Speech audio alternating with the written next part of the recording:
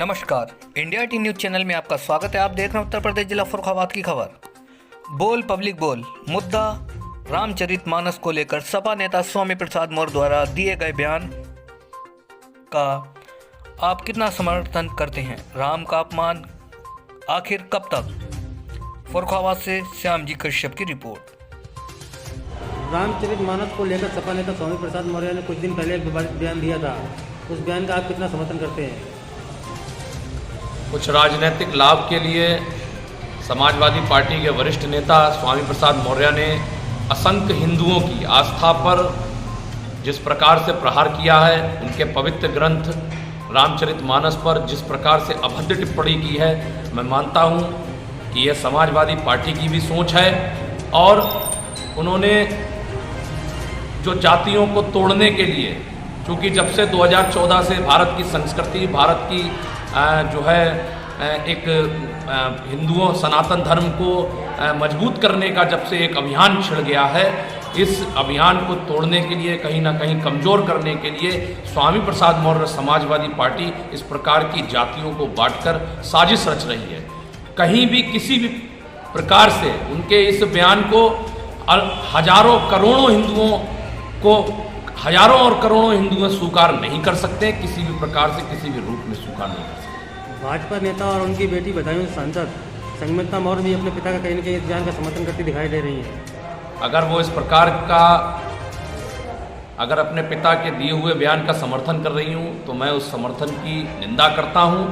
और ये विषय पार्टी का है, वो पार्टी अपने विषय इसको समझेगी, क्योंकि वो भाजपा से सांसद हैं।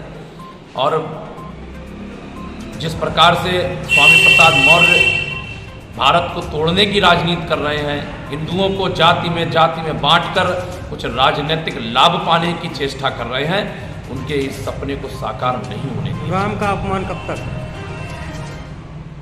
जब से राम मंदिर का आंदोलन चला है, तब से समाजवादी पार्टी अपनी सोच के साथ आगे बढ़ रही है।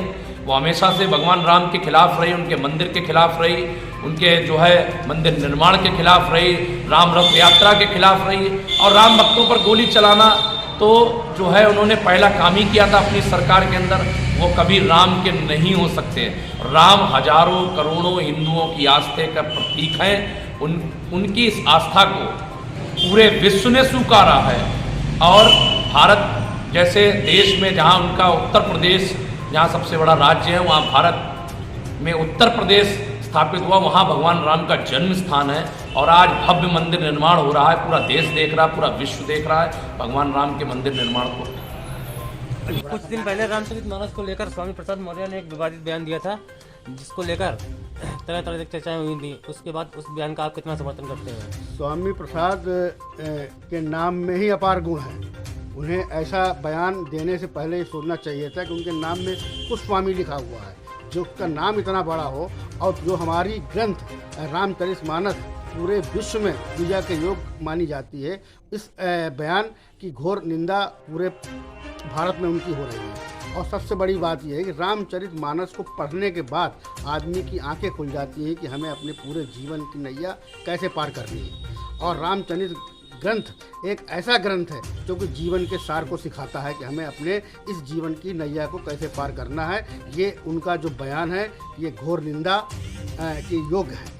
और सबसे बड़ी बात यह है कि आदरणीय स्वामी राम भद्राचार्य जी, जो कि ब्लाइंड हैं, इनको दिखता नहीं, रामचरितमानस को लेकर के पूरे भारत में और बल्कि विश्व में उनको उनके श्रीमद् भागवत कथा को सुनने के बाद हम समझते हैं कि आदमी की आंखें खुल जानी चाहिए कि हमारे जीवन का जीने का अर्थ धरती पर क्या है। राम का अपमान कब तक? और राम की बात रही तो राम हमारे आदर्श हैं, राम हमारे पूजा के योग्य हैं। हम भगवान राम का नाम लेकर के अपनी दिनचर्या की शुरुआत करते हैं, और ये जब हमारा अंत होता है तो भी हम राम का ही नाम लेते हैं। और राम से बड़ी चीज़ धरती पर कोई भी नहीं। और द्वारा किए गए बयान का आप कितना समर्थन करते हैं? देखिए, स्वामी प्रसाद मौर्य द्वारा जो रामचरित में बयान दिया गया है, वो उसका कोई समर्थन कर ही नहीं सकता। कोई सनातनी उस पर कोई समर्थन नहीं कर सकता है। उसके विरोध में हम लोग लगातार जो धरना है, जो भी करना चाहिए वो सब कर रहे हैं। और उसका मांग करते हैं अखिलेश यादव जी से कि उसको तत्काल प्रभाव से निष्कासित किया जाएगा, सपा से निष्कासित किया जाए। और उनकी जो बेटी हैं वो भी लगातार हमें लगता है समर्थन करती हैं कहीं ना कहीं। तो भाजपा से भी मेरा अनुरोध है कि उनको भी तत्काल प्रभाव से निकाला जाए भाजपा से। राम का अपमान कब तक?